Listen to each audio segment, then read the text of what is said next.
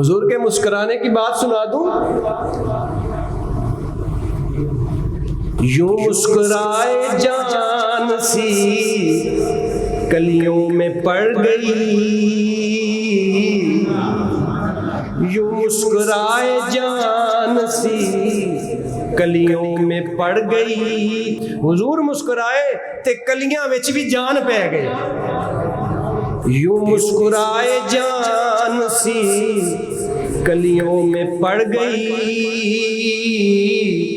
یوں لب کشا ہوئے کہ گلستان بنا دیا.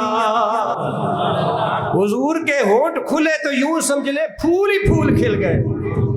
یوں لب کشا ہوئے کہ گلستان بنا دیا.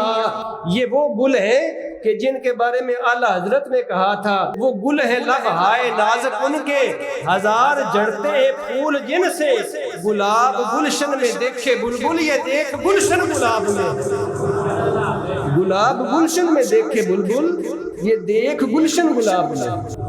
تو حضور کا مسکرانا کوئی معمولی بات ہے؟ حدیث کے الفاظ سنا دوں.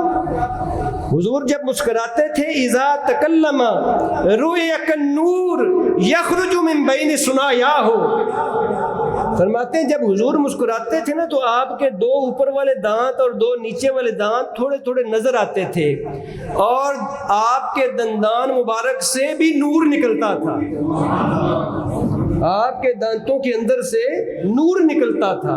یہ ہے حضور کا مسکرانا.